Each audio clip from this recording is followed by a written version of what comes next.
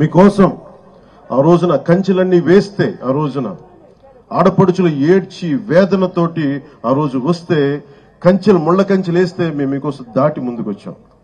ఈ రోజు కూడా అదే, ఏదైతే తెలుగుదేశం జనసేన కలవకూడదు, విడిపోయే పోటీ చేయాలి, విడిపోయే పోటీ చేస్తే ఇంకొకసారి వైఎస్ఆర్సీపీ వస్తే, ఇంకొకసారి కనుక వైఎస్ఆర్సీపీ పార్టీ ఆంధ్రప్రదేశ్కి వస్తే ఇంకా మనం మర్చిపోవచ్చు దీని భవిష్యత్తు, చీకటి భవిష్యత్తు ఇది.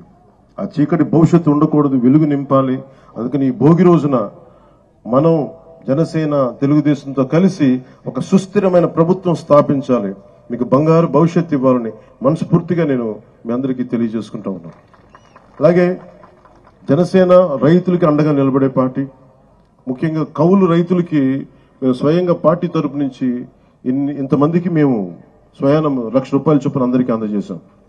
అందుకని మీకు ఎప్పుడు కూడా భూమి కోల్పోయిన రైతుకి, కౌలు రైతులకి, రాష్ట్ర ప్రజలకి, యువతకి, మహిళలకి అందరికీ కూడా పేరు పేరున ప్రతి ఒక్కరికి కూడా నా శుభాకాంక్షలు తెలియజేసుకుంటూ, భవిష్యత్తులో ఈ రోజున మాట్లాడబోయేది చాలా ముందు ఉంది.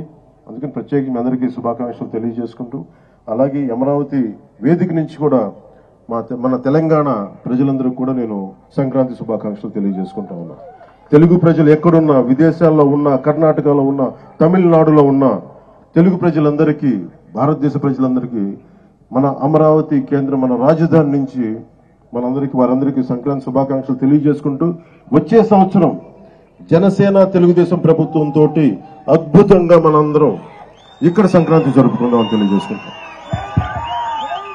అందరికీ మనస్ఫూర్తి అభినందనలు తెలియజేసుకుంటూ, ప్రతి ఒక్కరికి పేరు పేరున ధన్యవాదాలు తెలుపుకుంటూ, ఈ సంక్రాంతి మీకు ఇది క్రాంతి, మార్పుతో కూడిన, విప్లవంతో కూడిన సంక్రాంతి ఇది మీ అందరికీ వెలుగులు నింపాలని, కాంతితో పాటు క్రాంతి కూడా రావాలని మనస్ఫూర్తిగా కోరుకుంటూ సెలవు తీసుకున్నాను.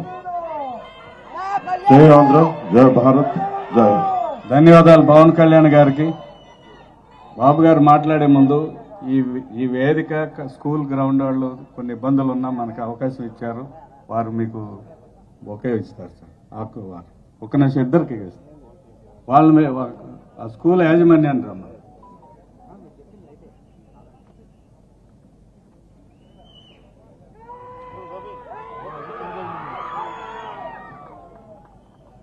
వీరాంజనేయ లేడీ